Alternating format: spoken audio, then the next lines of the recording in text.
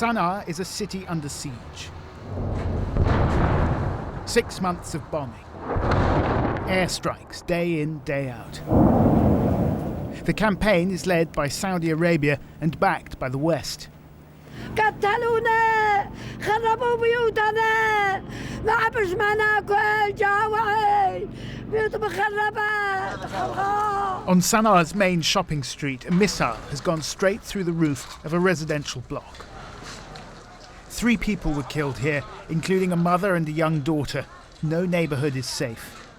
What happened? Nothing happened. Just people that are sleeping in peace, they get pumping. I hear screaming, too much screaming.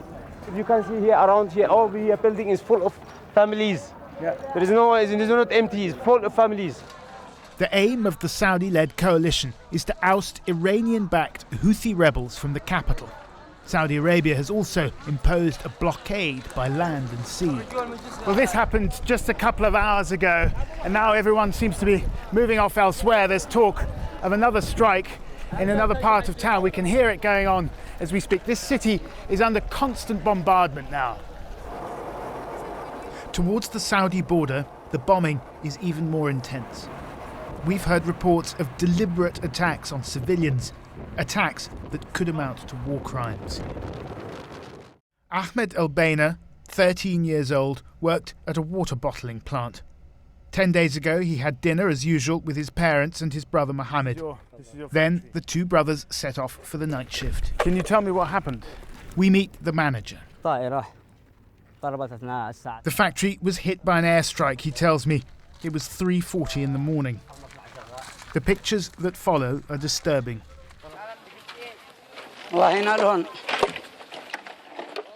In the gruesome aftermath, they filmed as they searched for bodies.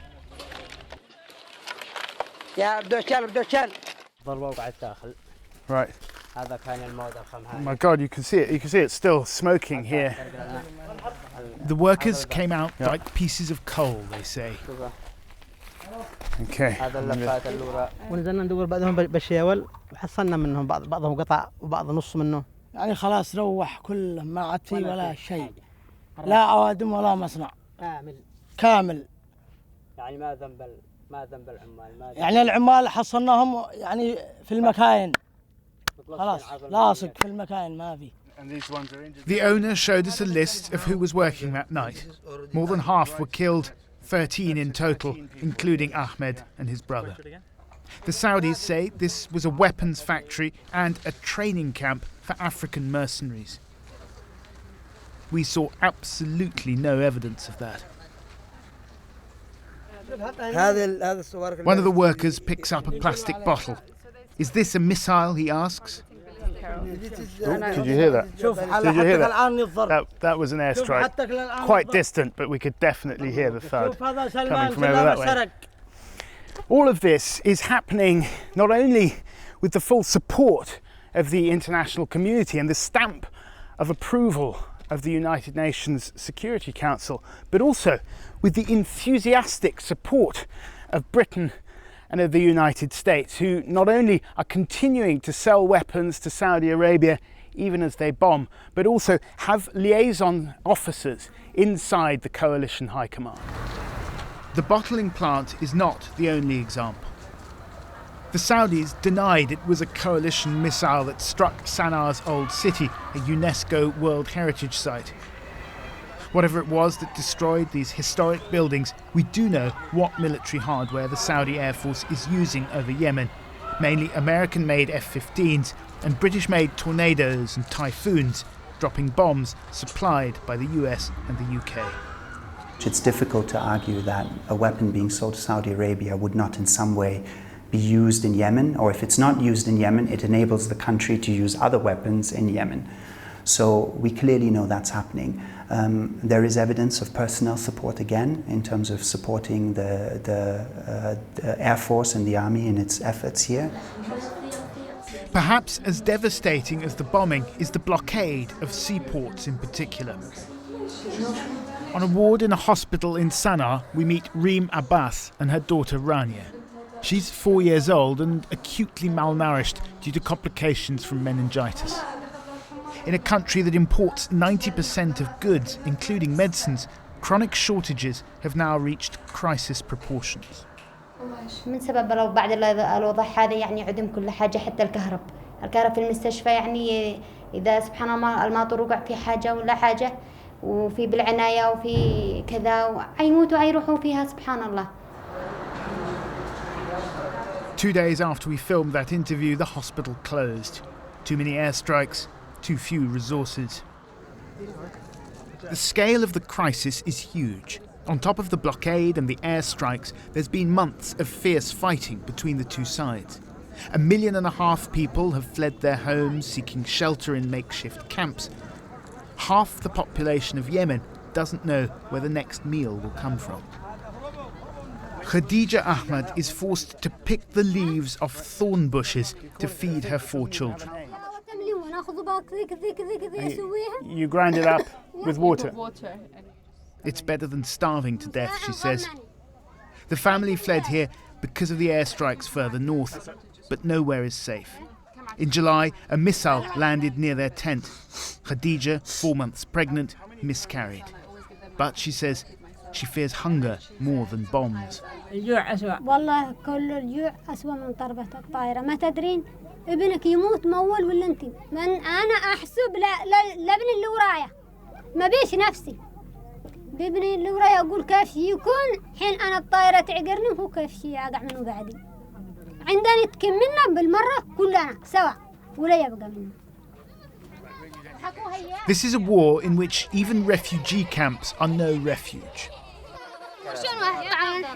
There's a game the children play here. It's called 1, 2, 3 airstrike. It's accompanied by squeals of nervous laughter. But it's deadly serious. Deliberately targeting civilians in refugee camps or elsewhere is a war crime. Many of these people were already living in camps, fleeing earlier wars, and now they're being hit again. In places like Harad and Saada, towns near the Saudi border, which have been heavily bombed. But I'm just surrounded here by people coming up one after the other, telling me that their family, their relatives, their children were killed in Saudi airstrikes. There seems to be no end to the witnesses here. Since the conflict started, more than 2,000 civilians have been killed by both sides. Houthi soldiers, some of them no more than teenagers, are accused of firing heavy weapons in built-up areas. But it is the Saudis and their coalition partners who have overwhelming force in the skies. Schools and hospitals and markets and enterprises and factories should not be stricken, should not be shelled. Even in warfare there are certain rules to abide with, and they are being violated in this conflict.